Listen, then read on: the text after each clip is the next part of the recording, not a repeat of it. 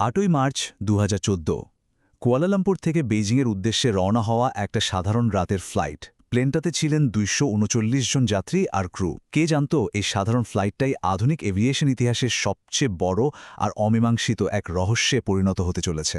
রাত ১:১৯ ককপিট থেকে air traffic কন্ট্রোলের কাছে এটাই ছিল শেষ ভয়েস মেসেজ। কথাগুলো শুনলে মনে হবে সবকিছু একদম স্বাভাবিক, কোনো রকম উদ্বেগ বা বিপদের আঁচ পর্যন্ত নেই। কিন্তু ওই বার্তার ঠিক ২ মিনিট পরেই প্লেনটার ট্রান্সপন্ডার, যেটা কিনা প্লেনের পরিচয় আর অবস্থান জানায়, সেটা বন্ধ হয়ে যায়। আর সাথে সাথেই এয়ার ট্রাফিক কন্ট্রোলের র্যাডার স্ক্রিন থেকে আস্ত একটা বোয়িং 777 বিমান যেন হাওয়ায় মিলিয়ে গেল। চলুন ফ্লাইটের প্রথম দিকটা একবার দেখি। সব কিছু একদম নিখুঁত ছিল। প্লেনটা ঠিক সময় টেক অফ করে, নির্দিষ্ট উচ্চতায় পৌঁছায়, আর পাইলটরাও নিয়মিত যোগাযোগ রাখছিলেন। মানে সবকিছুই একটা শান্ত আর স্বাভাবিক যাত্রার দিকে এগোচ্ছিল, যতক্ষণ না সেই মুহূর্তটা এলো। আর এখানেই পুরো গল্পটা একটা সাংঘাতিক মোড় নেয়। বিমানটা শুধু রাডার থেকে উধাও হয়ে যায়নি, এটা নিজের নির্ধারিত রাস্তা থেকে পুরোপুরি ঘুরে গিয়েছিল। ঠিক এই মুহূর্ত থেকেই একটা সাধারণ দুর্ঘটনা বা টেকনিক্যাল সমস্যার থিওরিটা কেমন যেন ফিকে হয়ে যায় আর জন্ম নেয় এক গভীর রহস্যের। এরপর কি হয়েছিল সেটা বুঝতে গেলে আমাদের দুটো আলাদা ধরনের রেডার সিস্টেমের পার্থক্যটা জানতে হবে। দেখুন, সাধারণ বা সিভিলিয়ান রেডার কাজ করে প্লেনের পাঠানো তথ্যের উপর। মানে প্লেন যদি নিজের পরিচয় দেওয়া বন্ধ করে দেয় তাহলে রেডারের কাছে সে অদৃশ্য। কিন্তু মিলিটারি রেডার হলো প্রাইমারি রেডার। এটা অনেকটা টর্চ লাইটের মতো। সে কোনো বস্তুকে দেখার জন্য তার পরিচয়ের উপর নির্ভর করে না। আর এই পার্থক্যটাই ছিল MH370 রহস্যের পরের ধাপের চাবিকাঠি। বেসামরিক রাডার থেকে অদৃশ্য হওয়ার ঠিক কিছুক্ষণ পরেই মালয়েশিয়ার মিলিটারি রাডারে একটা অজানা বিমান ধরা পড়ল। পরে নিশ্চিত হওয়া যায় যে এই বিমানটায় আসলে MH370। আর এই যে হঠাৎ করে তীব্রভাবে পশ্চিমে বাঁক নেয়া, এটা প্রমাণ করে যে বিমানটা তখনও কোনো না কোনো পাইলটের নিয়ন্ত্রণে ছিল। এটা কোনো দুর্ঘটনা ছিল না। এরপর আরও প্রায় ১ ঘণ্টা ধরে বিমানটা উড়তে থাকে। তারপর আন্দামান সাগরের ওপর দিয়ে যেতে যেতে রাত ২:২২ মিলিটারি রাডারের আওতারও বাইরে চলে যায়। আর এখানেই বিমানটার সরাসরি পথ চলার শেষ চিহ্ন পাওয়া যায়। এরপর ওটা কোথায় গেল তা তখন আর কারো জানা ছিল না।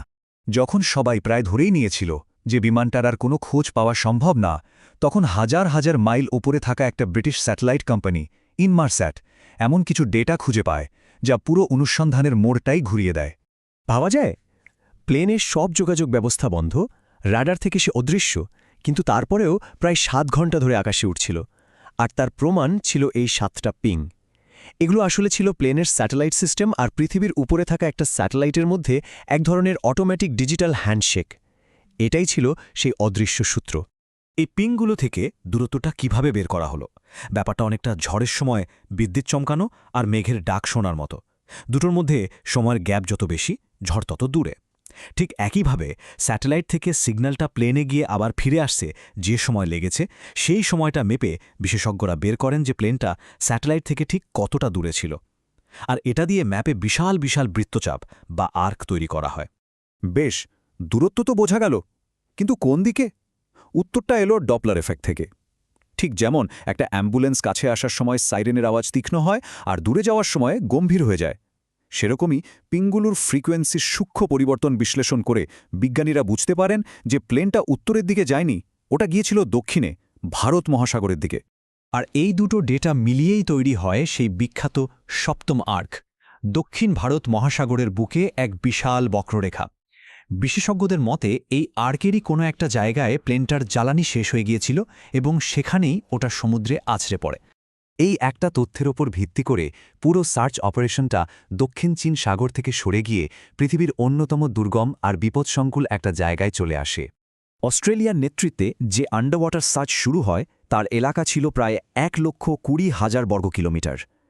সংখ্যাটা শুনে হয়তো বোঝা কঠিন, কিন্তু এটা পশ্চিমবঙ্গের থেকেও বড় একটা এলাকা। শুধু যে বিশাল এলাকা তাই না, এখানকার পরিবেশটাও ছিল ভয়ঙ্কর। সমুদ্রের গভীরতা প্রায় ৪ কিলোমিটার, প্রচণ্ড বাতাস, বিশাল বিশাল ঢেউ, আর সমুদ্রের নিচে রয়েছে অজানা সব পাহাড় আর আগ্নেয়গিরি। এক কথায় এখানে কিছু খোঁজা আর খড়ের গাদায় সূচ খোঁজা প্রায় একই ব্যাপার। যখন সবাই প্রায় হাল ছেড়ে দিয়েছে, ঠিক তখনই নিখোঁজ হওয়ার ৫০০ দিনেরও বেশি সময় পর প্রথম বাস্তব প্রমাণটা পাওয়া যায়। সার্চ এলাকা থেকে হাজার হাজার কিলোমিটার দূরে রিউনিয়ন দ্বীপে ভেসে আসে প্লেনের ডানার একটা অংশ, একটা ফ্ল্যাপেরন। এটা অন্তত নিশ্চিত করে যে বিমানটা ভারত মহাসাগরেই বিধ্বস্ত হয়েছিল। তো আমরা হয়তো জানতে পারলাম বিমানটার যাত্রা কোথায় শেষ হয়েছিল, কিন্তু আসল প্রশ্নটা তো থেকেই গেল, কেন কেন এমনটা ঘটল? কি ঘটেছিল তা নিয়ে প্রধানত 3টে থিওরি উঠে আসে। 1. পাইলটের ইচ্ছাকৃত কোনো কাজ, কারণ ক্যাপ্টেনের ফ্লাইট সিমুলেটরে একই ধরনের একটা রুট পাওয়া গিয়েছিল। 2. কোনো সন্ত্রাসী গোষ্ঠীর ছিনতাই। আর 3. যান্ত্রিক গোলযোগের কারণে তৈরি হওয়া একটা ঘোস্ট ফ্লাইট, যেখানে পাইলটরা হয়তো অজ্ঞান হয়ে গিয়েছিলেন। কিন্তু মুশকিল হল, কোনো থিওরি সব প্রশ্নের উত্তর দিতে পারে না। প্রত্যেকটা তত্ত্বের পক্ষ বিপক্ষে কিছু যুক্তি আছে, আবার অনেক ফাঁকও রয়ে গেছে। আর এই প্রশ্নটাই তদন্তকারী আর নিখোঁজদের পরিবারগুলোকে আজও তাড়া করে বেড়ায়। এত টেকনোলজি, এত চেষ্টার পরেও একটা আস্ত বোয়িং 777 কিভাবে এভাবে হারিয়ে যেতে পারে? আসলে আসল উত্তরটা কিন্তু একটাই জায়গায় আছে, সেটা হলো প্লেনের ব্ল্যাক বক্স, ককপিট ভয়েস আর ফ্লাইট ডেটা রেকর্ডার। যতক্ষণ না ভারত মহাসাগরের গভীর থেকে ওই দুটোকে খুঁজে বের করা যাচ্ছে, ততদিন পর্যন্ত সবকিছুই আসলে এক একটা অনুমান হয়েই থেকে যাবে। আর সবকিছুর শেষে এই রহস্যের কেন্দ্রে রয়েছে 239টি জীবন। তাদের পরিবার পরিজনদের কাছে একটা উত্তর পৌঁছে দেওয়ার জন্যই হয়তো এই রহস্য সমাধানের চেষ্টা কোনোদিনও শেষ হবে না।